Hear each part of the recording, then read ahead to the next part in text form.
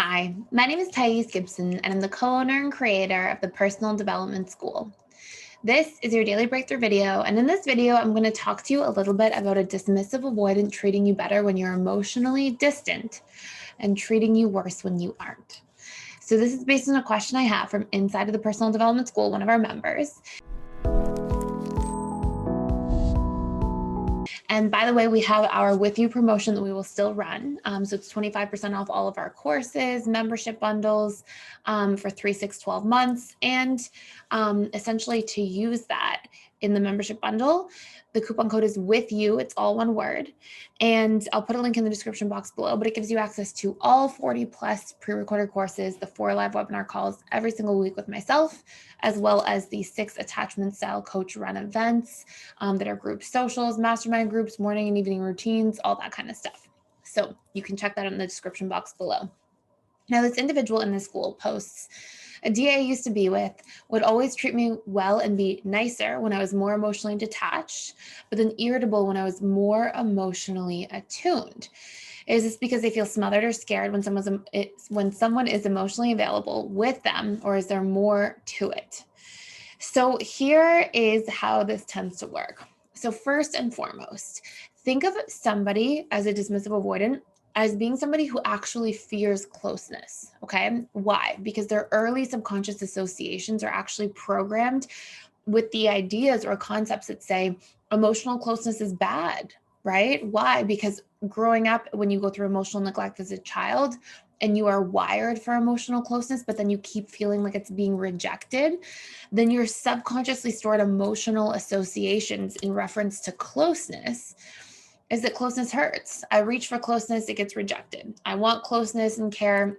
I'm unsafe in that scenario. I want to be loved by my caregiver or parents, and they're not really there for me.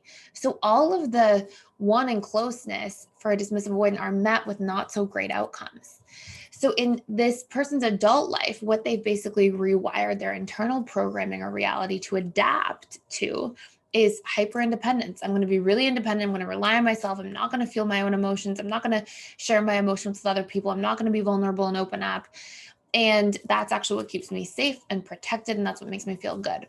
So sometimes what can happen is when somebody's really attuned to a dismissive avoidant, especially post dating and honeymoon phase, especially as you start to enter into the power struggle phase and that neurochemical cocktail of like phenylethylamine and oxytocin and dopamine has started to subside, then you get somebody who's really feeling their fears. And emotional attunement, somebody being really emotionally available and checking in with you and noticing shifts in your emotions and patterns is threatening. It means it literally communicates, I'm here, I'm looking at you, I'm watching you. It's all the things that they needed way back when, didn't get, and gave up on essentially. And now they don't want to give that hope. They don't want to open up and go, oh yeah, this is a hopeful thing, or it might be better this time. No, the subconscious mind goes, do you remember the last time you were vulnerable? It didn't feel good. And so they work to avoid feeling that way again. And this is a big reason why we see this. And when you are emotionally distant, it's you being emotionally distant according to your programming and what you're used to and what your sort of set point of emotional availability and vulnerability is.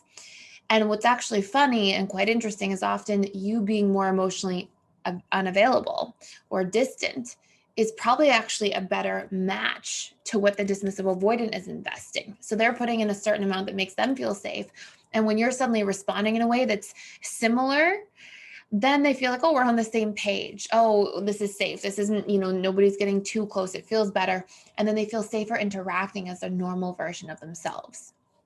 So is this the answer? Is this what we want to do in this situation?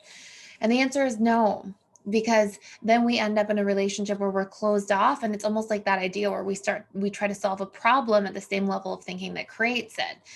And, it's sort of like one person's in pain, and so the other person closes down and they operate from a painful place too. And yeah, then the relationship might seemingly be more easy, but it's not better. It's not a better quality of a relationship. And so what's really required in here is for both parties to communicate about their needs and make compromises and open up and work to practice vulnerability and boundaries and have like deeper discussions so that the dismissive avoidant can open and the other person can get their needs met. And also so that the person who's waiting for the dismissive avoidant to open isn't pressuring either, and can take the DA and their wounds into consideration while having the standards expected, so that there can be more vulnerability and emotional closeness. So this requires some healing, some deep discussion, some vulnerability from both parties, communication of needs, boundaries set, standards set, and both parties to really put in the work here to resolve this issue. So this is an excellent question. Hopefully this was super helpful for you. Thank you guys for watching, for being here. Please like, share, and subscribe if you're getting a lot of value out of this video, or out of this channel, not the video, but the video too. And I will see you in the next one.